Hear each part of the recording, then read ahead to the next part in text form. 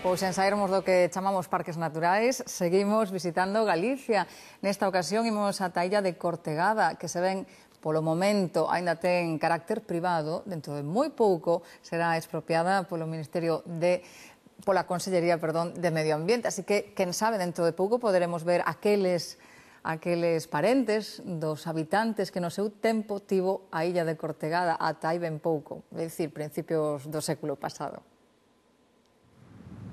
Máis de 20 colonos viviron nesta illa ata 1907. Foron os seus últimos habitantes. Nas súas pouco máis de 50 hectáreas aínda poden verse as ruínas das casas e da igrexa do antigo mosteiro.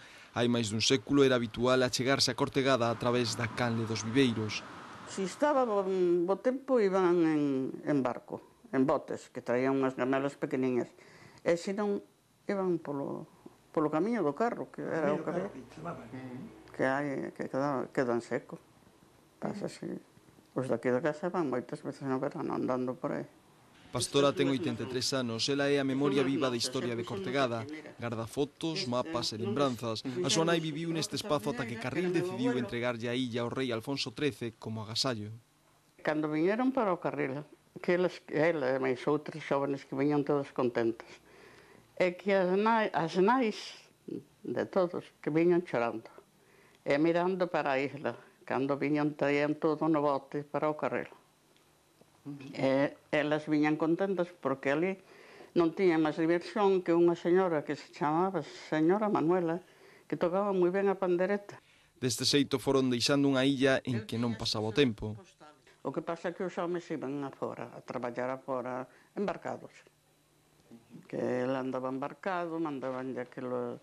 Mira, precisamente, non debían... Eu creo que non debían de ter relojes ou hora, ou non sabían. Marcábanse polo sol ou por algunha cousa desa. Porque miña abuela non tiña máis ganas de ter un reloj na casa.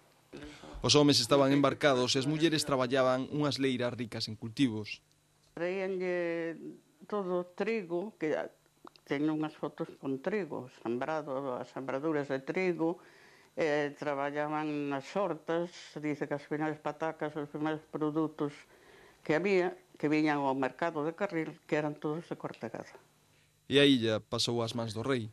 Ya regalaron así, pero en lugar de poñer a corona, o sea, o reino, foi a unha persona particular, pode dicirse, a Alfonso XIII. Tal e como recolle a prensa da época, Alfonso XIII visitou Cortegada coa idea de construir un pazo e unha ponte que unise a illa con Carril, pero o proxecto nunca se iniciou. Parece ser que a Victoria Eugenia non lle gustaba moito Cortegada, non? Se conoce que, claro, o clima inglés, vir para aquí non lle satisfacía moito.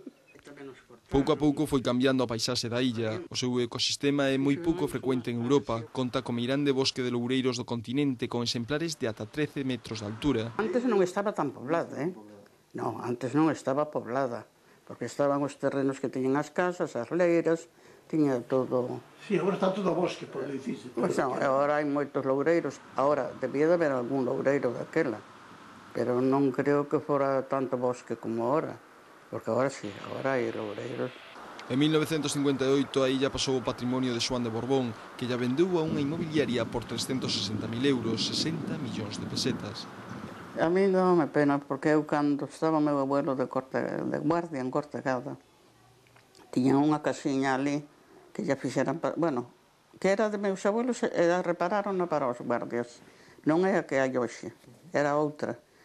E esa, meu abuelo, era eu pequena, e como era a única neta, pois levábame con el.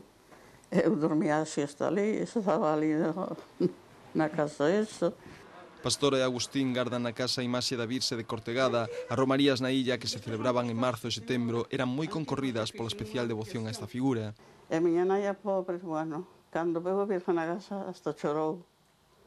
Pois de pensar que, decíame ela, si viviera mi mamá e viera a Virgen en casa.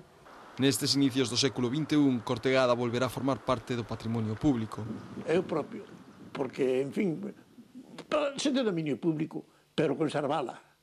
Non é de facer edificacións, nin moito menos arreglar os camiños e coidala, porque claro, te dan que poñer ali algún vigilante, porque senón, eu pensei moitas veces, hai un incendio sería fatal. E mentres pasa o tempo, os descendentes dos últimos colonos agardan poder pisar a mesma terra que traballaron os seus pais e avós.